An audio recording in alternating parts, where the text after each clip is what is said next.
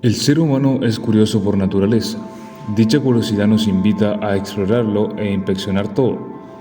Según la filosofía, es aquella que combinada con el pensamiento abstracto, tiende a la exploración mental de las ideas como la fantasía, la elucubración y la teorización, y que por lo tanto es abstracta pero consciente. Es por ello que desde la antigüedad el ser humano ha intentado buscar y dar respuesta al origen del todo. Para ello, múltiples científicos, filósofos y grandes personajes de la historia han dedicado su vida para encontrar respuestas. ¿Ciencia y religión? Desde épocas antiguas, la ciencia y la religión han sido uno de los debates principales expuestos sobre la mesa. Pero, ¿cuál de las dos corrientes tiene la razón? Para dar respuesta a esta pregunta, en primer lugar debemos entender y aclarar nuestros conceptos. Según la Real Academia de la Lengua Española, la ciencia es un conjunto de conocimientos obtenidos mediante la observación y el razonamiento, sistemáticamente estructurados y de los que se deducen principios y leyes generales con capacidad predictiva y comprobables experimentalmente. Por otro lado, la religión es un conjunto de creencias o dogmas acerca de la divinidad, de sentimientos de veneración y temor hacia ella, de normas morales para la conducta individual y social y de prácticas rituales, principalmente la oración y el sacrificio para darle culto. Ahora bien, ¿qué diferencia estas dos grandes corrientes? Por un lado, la ciencia se ocupa de los procesos que explican el mundo natural, y por otro lado, la religión se ocupa del significado y la finalidad del mundo y de la vida humana.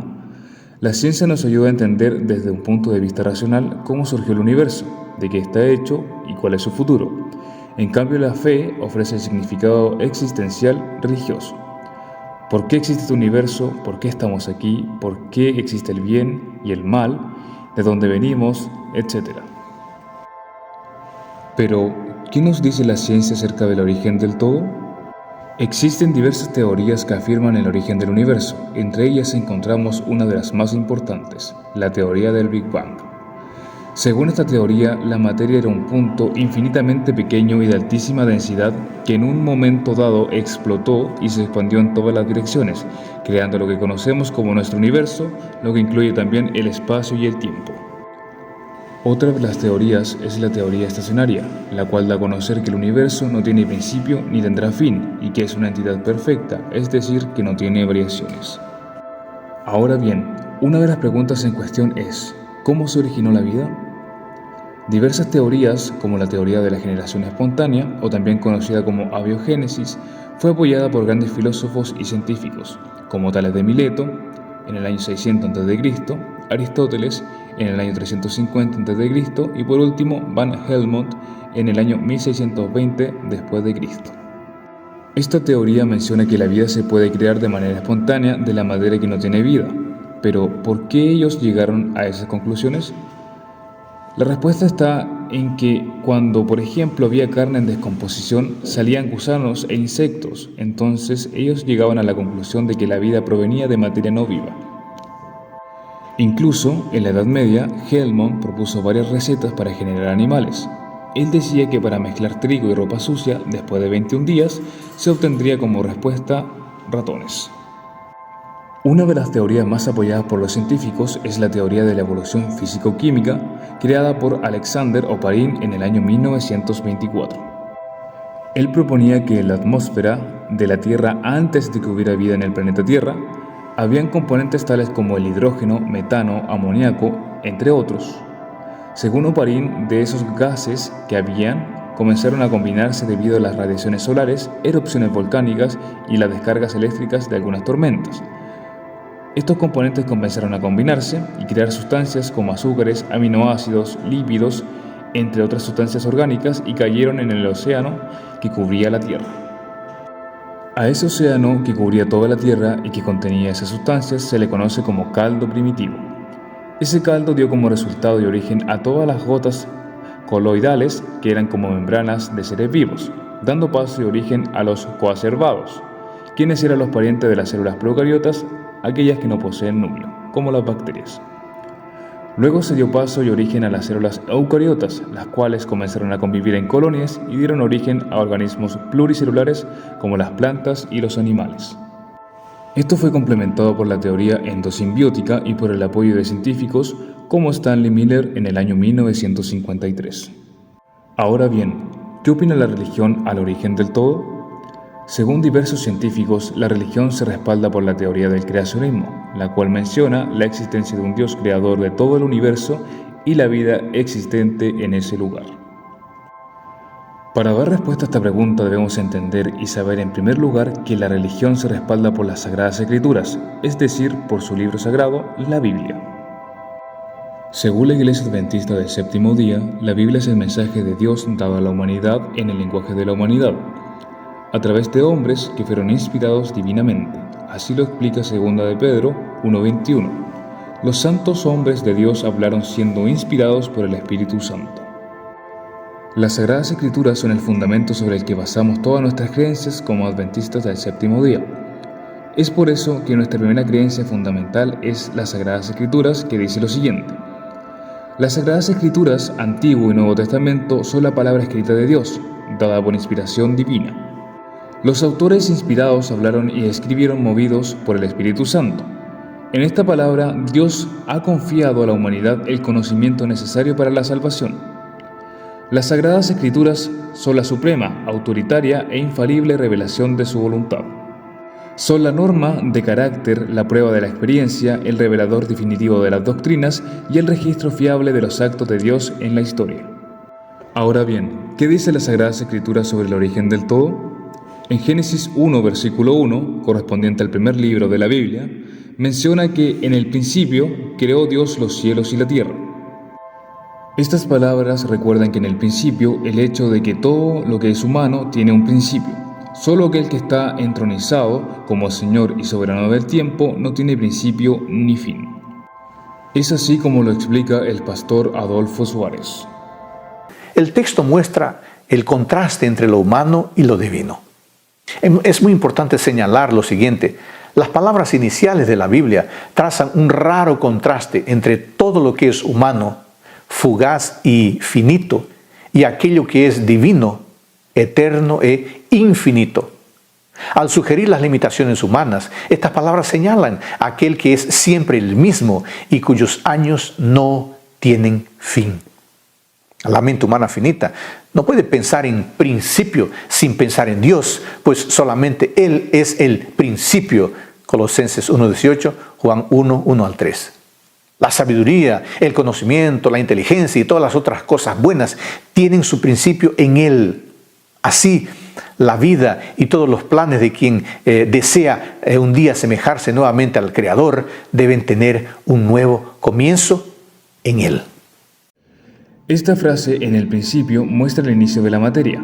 Este primer versículo de las Sagradas Escrituras enfoca nítidamente uno de los antiguos conflictos entre los cristianos que creen en la Biblia y por otro lado los escépticos, ateos y varios tipos de materialistas. Estas últimas personas que buscan de diversas formas y en varias situaciones explicar el universo sin Dios, defienden que la materia y energía es eterna. Si esto fuera cierto, que la materia tiene el poder de evolucionar, primero a la forma más sencilla y luego a la más compleja hasta llegar al ser humano, entonces Dios ya no es necesario. Génesis 1:1 afirma que Dios es antes de todo, Él es la única causa de toda la creación. Este versículo es el fundamento de todo pensamiento correcto con respecto al mundo material. Aquí se presenta la impresionante verdad de que la formación de nuestro mundo, Dios no dependió de ninguna materia preexistente. Estas palabras presentan al lector a un ser omnipotente que tiene personalidad propia, voluntad y propósito, y que por el hecho de existir antes de todo lo demás, ejerció su voluntad divina y creó los cielos y la tierra. Los días de la creación. La palabra días en la semana de la creación ocurre sistemáticamente en singular. Cabe resaltar que la palabra días en Génesis 1 siempre aparece como sustantivo común, sin preposiciones, sufijos u otras particularidades. Por otro lado, los días de la creación siempre están acompañados de un numeral, primer día, segundo día, etc. En el principio, no había nada. Nada más que el silencio de una infinita oscuridad. Pero el aliento del Creador revoloteó contra el rostro del vacío susurrando: que se haga la luz. Y hubo luz. Y eso fue bueno. El primer día. Y entonces la luz informa comenzó a tomar sustancia y forma un segundo día. Y nuestro mundo nació. Nuestro hermoso y frágil hogar. Y una gran y tibia luz nutrió sus días. Y una luz menor gobernó sus noches. Y hubo tarde y mañana. Otro día. Y las aguas del mundo se reunieron. Y en medio de ellas emergió tierra firme. Otro día pasó. Y la tierra esparció las cosas que crecen. Un grueso manto verde se extendió a través de toda la creación. Y las aguas también rebosaban de vida. Criaturas de las profundidades que no son más. Vastas multitudes de peces, algunas de las cuales todavía nadan bajo estos mares. Y pronto, el cielo estaba repleto de aves. Y hubo tarde, y hubo mañana, un quinto día. Ahora todo el mundo estaba lleno de seres vivos, todo lo que repta, todo lo que anda y todo animal que se arrastra sobre la tierra. Y eso fue bueno, fue muy bueno. Había luz, aire, agua y tierra, todo limpio y virgen. Había plantas, peces, aves y bestias, cada uno según su especie, todo parte de un gran conjunto, todo en su lugar y todo en equilibrio. Era el paraíso, una joya en la palma del Creador. Y entonces el Creador hizo al hombre y a su lado a la mujer, el padre y la madre de todos nosotros. Él les dio una elección: seguir la tentación de la oscuridad o aferrarse a la bendición de la luz.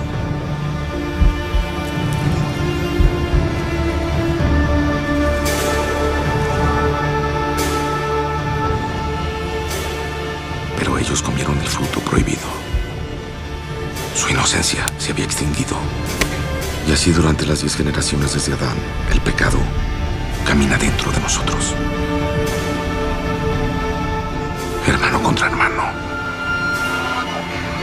Nación contra nación. Hombre contra la creación.